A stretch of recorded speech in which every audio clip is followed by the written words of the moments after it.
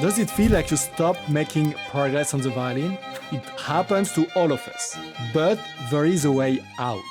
After playing the violin for 30 years and teaching hundreds of adult students, I found out why everyone gets stuck at certain points. And today, I will show you how to get past those pitfalls while taking your violin playing to the next level. And first, you need to understand what's your real level. Something I see all the time when people book a free consultation for the Violinacademy is that they don't know what is their real level. That means they sometimes think they are quite advanced, but in fact they are beginners. Or sometimes they think that everything they are doing is bad, but actually there is only one thing that's really bad.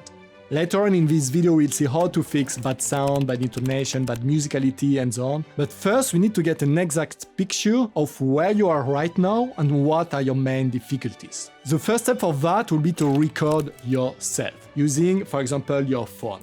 Playing anything you are playing right now, and then looking at the video, listening to it, and analyzing using the 4 pillars. In the Violin Pyramid Method, we distinguish 4 pillars to violin mastery. And the first one is just the sound quality.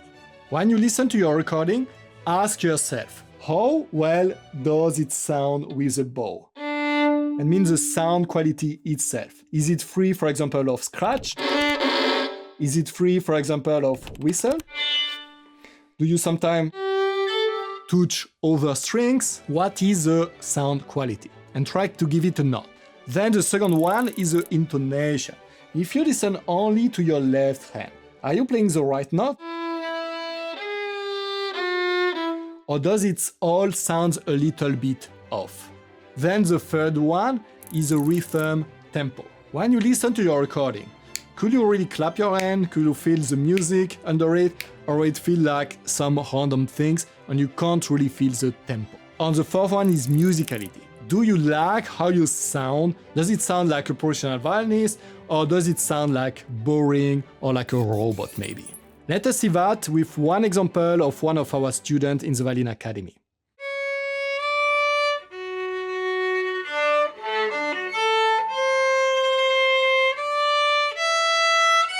If we listen only to the intonation, actually every note was correct. So here I will give a very good note on this one. At the same time, it sounds quite musical. It's not like a professional violinist, but it was quite free and musical. But there was 2 issues. The first one was that the sound was not always very good.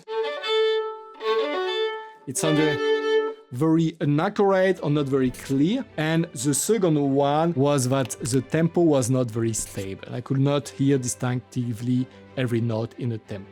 And then you can go to part 2, what to work on. Basically, there is just 2 possibilities. The first one is that you didn't like most of what you hear. Intonation wasn't very good, sound was not very good, rhythm wasn't very good, was not very musical, so it just felt that everything was not very good.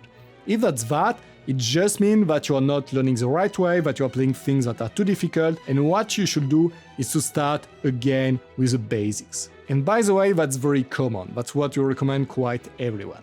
Now, on the opposite, if there was like only one thing that was a little bit off, or maybe 2 like we just saw, then what you want to do is to plan for this one thing. And then you should focus only on that for at least 2 weeks. Because that's a mistake I see a lot of beginners do too, that they switch focus like every day. For improving one thing really well, and so that you can really create a new automation, you will need at least 2 weeks working on one thing only. And during this time, try to practice at least 15 minutes every day, instead of practicing a lot and then nothing. And then after those 2 weeks, record yourself again, check again what is your actual constraint and work on the next one. By the way, if you're an adult beginner and you want to learn to play the violin beautifully, we are organizing a free violin masterclass.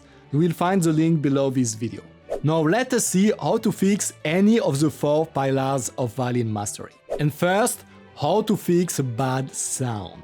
The first thing we need to do is to check your posture, because 80% of your sound quality is really based on how well you hold the bow and what you do with your fingers. Here I see a lot of beginners with a very wrong posture or trying new things that just doesn't work.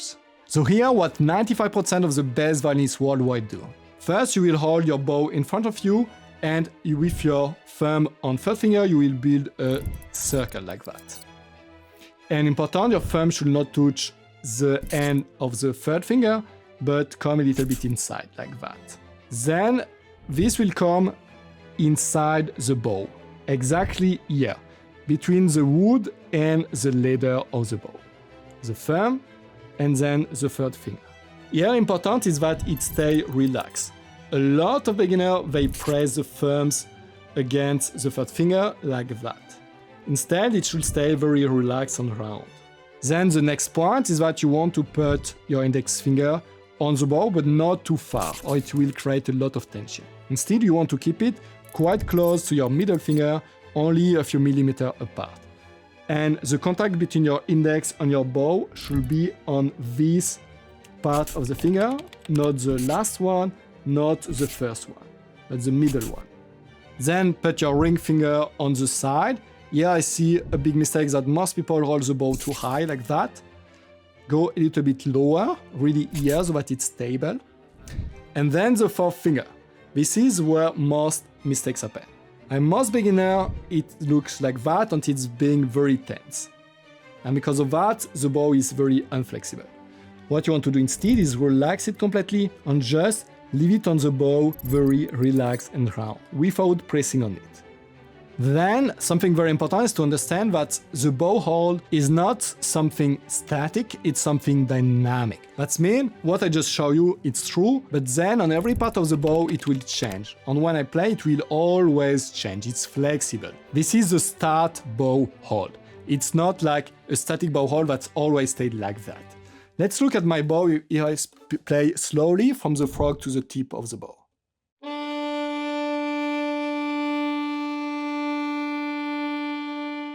Okay, at the tip of the bow my fingers are stretched, at the frog they are more like that, and when I play, the finger move with the bow. Okay, they are flexible. This is super important. That's why a good exercise is just to train, for example, in the middle of the bow, to move the bow with only the finger. To train those movements. Then you want to keep the bow parallel to the bridge at all times. Because if your bow is diagonal like that, what will happen is that it will always slide on the strings. And because of that, the sound will be bad. Instead, you want it parallel so that you can keep the same contact point. The contact point is the point where your bow comes in contact with the string. And then when you play, you want not only to keep the same contact point, you want to find the best one. Most beginners play too close to the fingerboard, and because of that, it sounds like this. And just by putting the contact point a little bit closer to the bridge, magic, it will sound 10 times better. So now let's see how to fix bad intonation. For me, 95% of all intonation problems are because most beginners don't learn it the right way. Because there are a lot of methods that are being promoted on the internet that are just not good. Especially what I see a lot in YouTube and so is people saying that you should use finger tape on the violin to know where the fingers are, or that you should use a tuner to check if your notes are the right one or not. And actually, it's not only that those things doesn't help, they are the source for bad intonation. Because the only way to have great intonation, to play the right notes the right way every single time, is to play by hearing. Let me ask you something. Did you ever saw someone who plays the violin really well and he has finger tape on his violin? Of course not. And the reason why is that you need to listen and find the note by hearing. So now maybe you think, okay, Antoine, I would like that, but I can't hear the notes. How can I know that I'm playing the right notes? Well, at the beginning you can't 100%, but the thing is that by training your hearing, after only a few weeks, you will see that you will be able to really distinguish between the right note and the wrong notes. Here's the easy way to reach that within a month. You need to start with very slowly, very simple exercises. This is, for example, the first exercise for the left hand our students learn in the Violinacademy. And like you can see, it's only D open string, to E first finger on the D string. Just listen to the recording of those simple exercises or anything similar to what I just showed you.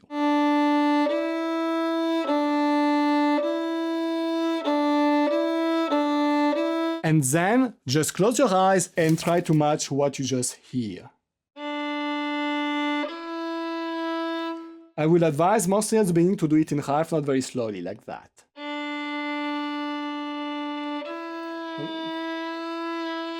And then moving your finger to try to match what you just hear. And then you just repeat that many times. After you mastered one combination, then you go to the next one and repeat. The next one, repeat.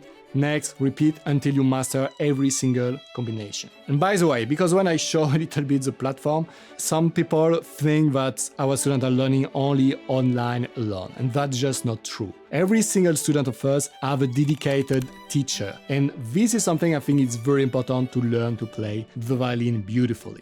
So now let us see how to fix bad rhythm and tempo. Here, most people think they should just use some metronome and just play with it. Yeah, maybe it could work, but most of the time what I see is that it doesn't work very well because most students doesn't use it the right way. So here is a way better way to achieve the same. So this is, for example, Dvorak New World Symphony.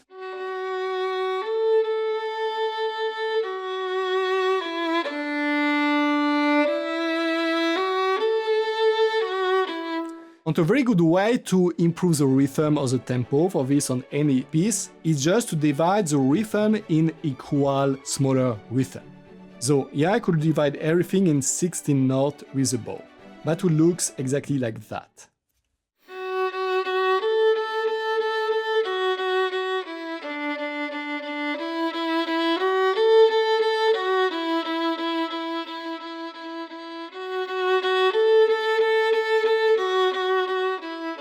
Another possibility that works very well and that sees a lot of fun at the same time is just to play with accompaniment. Because when you play with accompaniment, you don't have the choice, you need to follow the music.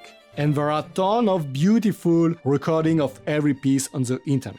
So here is an example of the same piece with the Berliner Philharmoniker.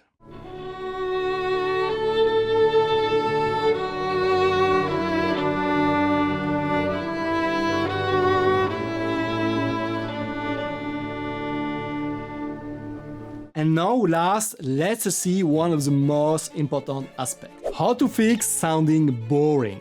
The main issue that I see with other beginners is that they think that they first need to be able to play perfectly before they can allow themselves to really play the violin. And the issue with that is that, for example, when I studied the violin, I saw a lot of people who played really like Paganini on everything possible, played perfectly, and still they sounded very boring.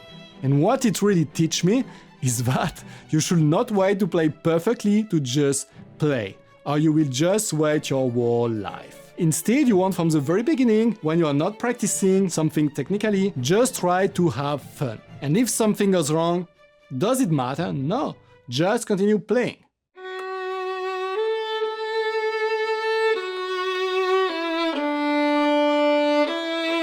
And then the next thing, if you don't know like how you should play, a very easy way to improve what you do and that it sounds way more interesting and way more passionate. And this is very easy.